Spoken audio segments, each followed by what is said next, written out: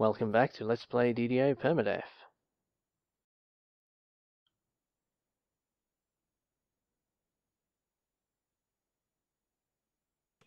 And here we are, first quest of the Sentinels chain.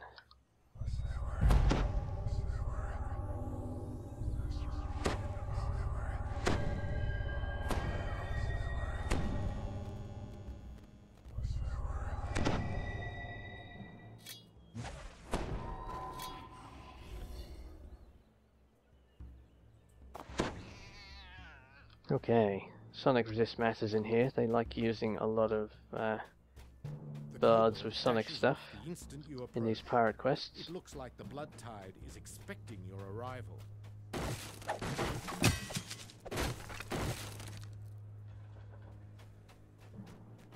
front gate slams shut before you can slip inside.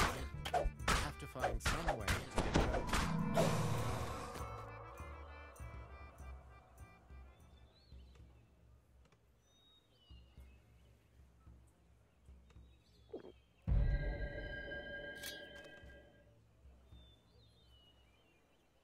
Oh, really? Damn it.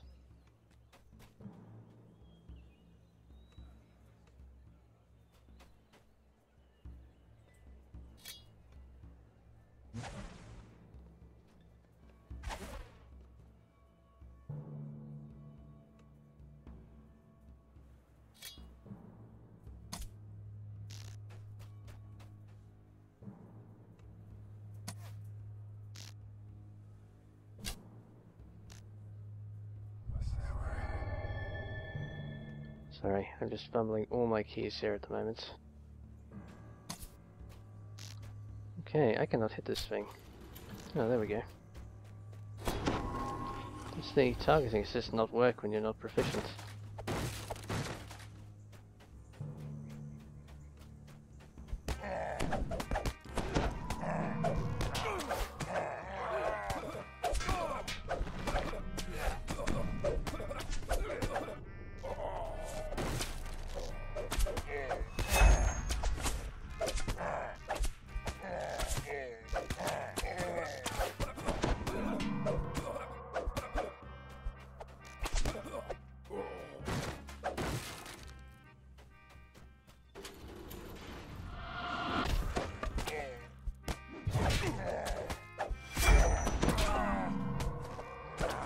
Yeah, these skirmishers hit hard, and what buff is that he's got on? Oh crap.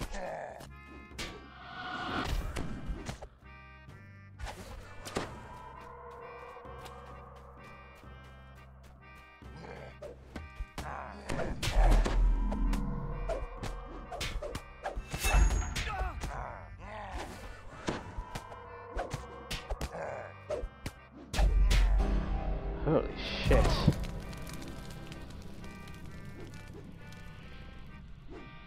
Wow, I totally screwed that up, and he was hitting way harder than I was expecting.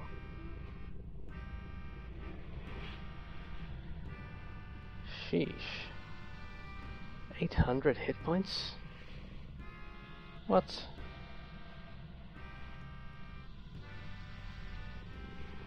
Wait, did the other guy also had 800? Because he went down fast enough. What on earth happened there?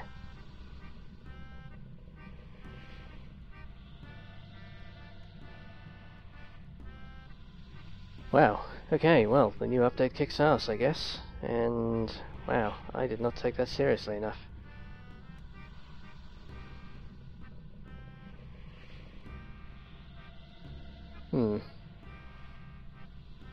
Yeah. Well, that's all that can be said about that, really.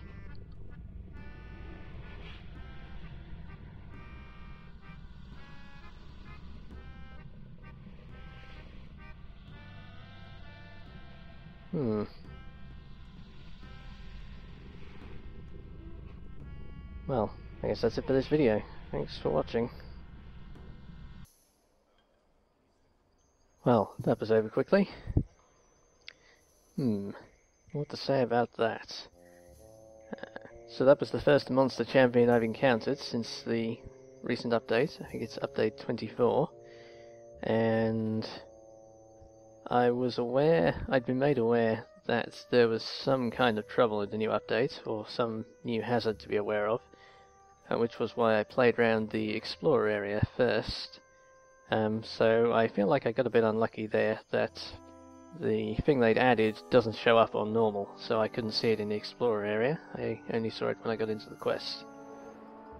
But anyway, and I was a bit slow picking up on the fact that it had so many hit points. It was hitting quite hard, but if I'd realised it was going to hit very hard and had a lot of hit points, I would have been a bit more cautious perhaps. But basically I was just slow picking up on a new game element. I'm sure it would have been more survivable if I had known what I was getting into. It was kind of an unlucky spot to meet that guy, I think. Because that was an enemy you can't see from a distance. He didn't become hostile until you're actually right up at the gate. I didn't see his buff symbol until I was already in close combat with him. Plus those scimitar guys in the Sentinels chain, those dual scimitar guys are already pretty brutal to begin with. That's really the reason I was doing that quest on hard rather than elite, because those guys, I've died in that, not in that exact spot, I've died in the next fight in that quest on a Permadeath character before, lost the Permadeath character in there.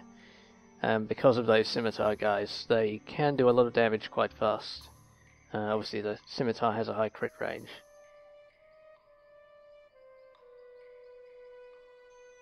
Other thoughts. So, I think given that very tough fight, in some ways, one odd thing is that I was kind of on the ideal character build for that fight. Generally, if you're fighting a single really tough melee guy, almost the ideal character to be playing against that is a cleric or favoured soul, especially one built like mine is with spell focus enchantment, since that gives me a very high command DC, which was indeed what I tried to use during the fight, but because he was buffed he made his save. So, I mean, I'm not a maximum whiz character on this guy, but it is a very high wisdom, so it's a very good DC on the on my command spell. So if I'd commanded him it would have gone a bit easier, but command is only 6 seconds of course, and that guy was around longer than that, so it would have helped, but not necessarily been a game changer. Also I had plenty of healing for my level to fight the guy, but it wasn't enough, or I wasn't using my healing aggressively enough, I think was part of the problem. As I said, I just hadn't really... I was caught a bit off guard, it was a new thing. Otherwise, I think this build was doing very well. I think the War Priest, Cleric and Favoured Soul builds are as close to a God mode as DDO has. This guy was cruising through the majority of the content, killing stuff slowly, but he was very survivable and had a lot of spells available that helped with a lot of different questing situations. And he would obviously have become very powerful if he'd made it to level 10, level 12, started picking up those Greater Command and Blade Barrier and the other really awesome divine spells. And I think I won't start another solo Permadeath run immediately. I have played a little more Permadeath since this character died in groups, so I'm getting a bit of the feel for the new monster champions. But I think for the moment solo Permadeath may be broken, in that there's such a large element of uncertainty added by the champions. It might be that the survivability is too low to do a long-lived solo PD character at the moment. Suddenly I almost died in the end fight of the first quest of the Depths chain on my druid in a group yesterday, because the boss got the monster champion buffs and was doing huge amounts of damage, and I've had a couple of mildly scary fights on top of that, so I think for now I will just play in groups in the guild for Permadeath for a while until I have a feel for how the monster champions have affected the difficulty. Also, I think once you get up to these levels, you have to be playing the same character fairly regularly in order to be really in tune with the character's abilities and to know exactly how to be playing the fights in a fairly optimal way if you're going to take on difficult stuff. And probably what contributed to this guy dying was I hadn't really played him for more than a week before that session. Alright, so I think that's all I have to say. Thanks for watching, and well, I hope you found it interesting while it lasted.